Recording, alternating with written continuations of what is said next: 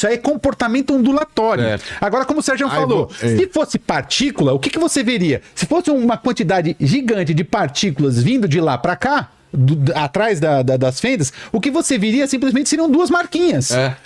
Da onde, tipo, a partícula vai, umas não passam, outras atravessam, outras não atravessam, isso aí, essas fendas, elas geram uma espécie de um filtro, então aproximadamente você vai ter duas marcas ali, beleza. Até para explicar pro pessoal o que é essa interferência, né? Quando você joga uma pedra num lago, jogou a pedra ou numa piscina, onde for, você gera aquela onda. Quando a onda, vamos falar quando ela bate, né? Ela bate na borda do lago e volta.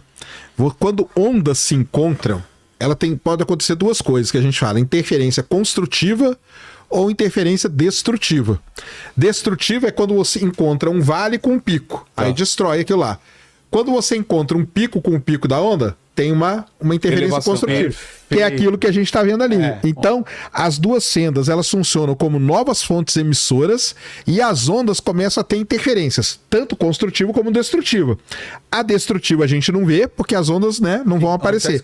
Mas as construtivas fazem todas as marcas que a gente vê no anteparo. Entendeu? Entendi. Beleza? Isso. Então tá. Então a gente sabe, então, partícula se comporta de uma forma, dois tracinhos, né, essencialmente. E onda se comporta dessa forma, como sempre, Sergião explicando brilhantemente. Que isso? E traduzindo aqui um pouco do que eu falo. Eu e a minha esposa ali, ela disse o seguinte: o Sergião é a tecla SAP da ciência. Maravilhoso, mano. Ele é a tecla SAP da ciência. Mas enfim. Então, agora imagine, então, que temos um feixe de elétrons, tá? Um feixe de elétrons. Como que esse feixe de elétrons vai se comportar? Depende do observador? Não. Depende do aparato de medida que eu estiver utilizando. Isso são duas coisas muito diferentes. É aí que é o problema de tudo, que é o ponto. Esse é o ponto. Se eu simplesmente pegar um feixe de elétrons e tomar esse experimento, o que eu vou observar é um padrão de interferência como de onda. Certo? Beleza? Um feixe de elétrons que é uma partícula. Agora, se eu colocar entre essas fendas e o anteparo aqui, onde estão as luzes verdes, eu colocar alguma coisa para detectar a partícula, eu perco o padrão de interferência. Então, o elétron passa a se comportar como partícula e deixa de se comportar como onda. Acho que eu me perdi aí. Mas não é fácil mesmo, não. O lance lá, que é o lance tal do observador, que a galera fala. Primeiro, não existe observador, cara. Da onde que vem o erro dessa coisa toda? É que quando os caras fazem esse desenho aí, e eles querem mostrar o que tá acontecendo no meio ali, ó, entre a fenda e o anteparo aqui no fim, tá? Os caras pegam e metem um olho ali. Um olho humano, entendeu? Tá errado. E isso está errado, cara. Entendeu? Isso está errado. Uma caneta. Não é papel. O olho, eles colocam o olho humano, cara, ali no negócio. Então, o que é a parada? Entre as duas fendas e o anteparo aqui, se você colocar um detector de partícula, ele não vai detectar esse padrão. Porque esse padrão aqui é um padrão ondulatório, porque vem da interferência construtiva das ondas. Sim. Se você coloca um detector de partícula ali, ele vai detectar o quê? O comportamento o quê? De partícula. Então aí a luz, o elétron e tal, comporta-se como partícula. Se você tira esse detector e coloca o anteparo, você vai detectar como o quê? Como onda, porque você está detectando as interferências construtivas e tal das ondas. Então é isso. Mas não tem o tal do olho, né? O que o Sérgio falou aí? Sim. A ideia é exatamente essa. Eu só queria pegar um papel aqui, só para justamente mostrar isso aqui que o Sérgio falou. Que é, então, eu tenho o feixe. Eu tenho um feixe aqui, certo? Eu tenho um feixezinho aqui. Então eu tenho aqui, ó, os dois anteparos e aqui a onda vindo, certo? E daqui, onda surgindo aqui, daqui desse outro aqui, onda surgindo aqui, eu vou ter esse anteparo aqui. Se eu só tiver esse experimento aqui funcionando, se eu tiver o meu aparato for somente esse aqui, então eu vou ver esses padrões aqui, como a gente está vendo lá, certo? Vou ver esses padrões aqui.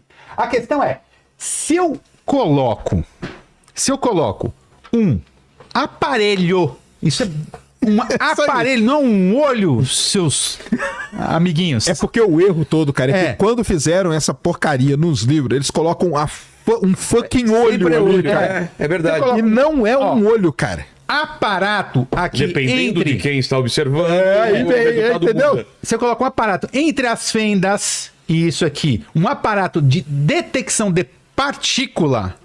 Eu deixo de ter esse padrão aqui e passo a ter só aqueles dois risquinhos. Sim. Entendeu? Ou seja, o meu feixe de elétrons passa a se comportar como partícula, deixa de se comportar como onda. Então é por isso que surge essa confusão. Ah, é o observador que escolhe a natureza do observável. Não, não é o observador. Existe um aparelho aqui, existe um aparato.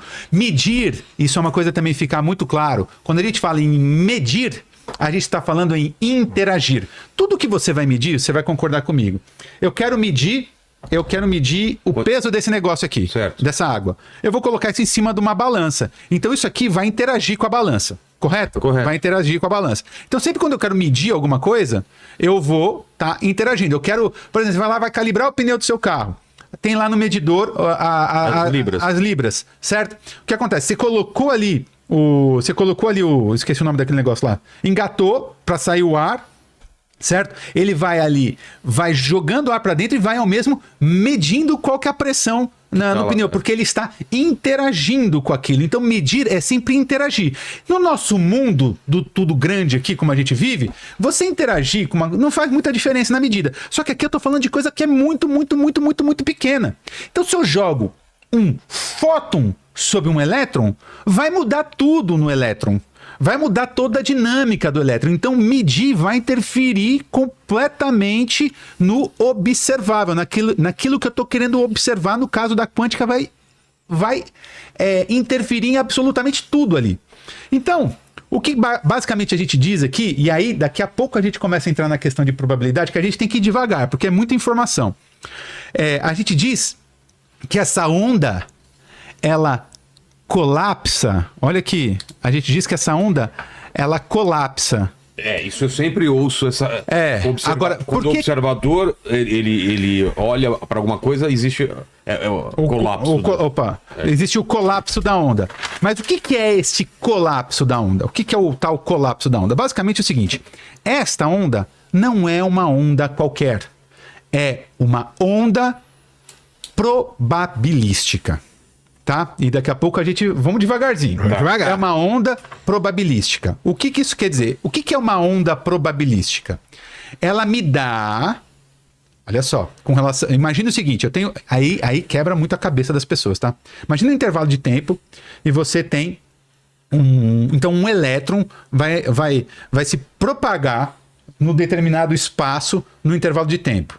Num determinado intervalo de tempo. Eu não consigo dizer, sem antes realizar a medida, eu não consigo fazer projeções a respeito da sua posição, tá? Eu consigo uma boa projeção de sua velocidade, porém eu não consigo fazer boas projeções a respeito de sua posição, porque ele está se comportando como uma onda antes de eu fazer a medida, certo? Então, na verdade, com relação à posição, a gente pode dizer que essa onda é uma função de probabilidade que vai me dar a probabilidade dessa partícula estar naquele em ponto ou não. qualquer uma das posições. Então, ó, ele tem tal probabilidade de estar nessa posição, ele tem tal probabilidade de estar numa outra posição e tal probabilidade de estar numa outra posição. Só que eu nunca vou conseguir dizer qual que é a posição antes de fazer a medida. Beleza? Beleza. Isso Beleza. aí tem um negócio legal de explicar, até um outro. Então vocês já aprenderam o que é contínuo e discreto hoje. Onda e partícula. E agora tem um negócio que é determinístico ou probabilístico. Então, por exemplo, eu pego essa jujuba aqui e coloco aqui em cima.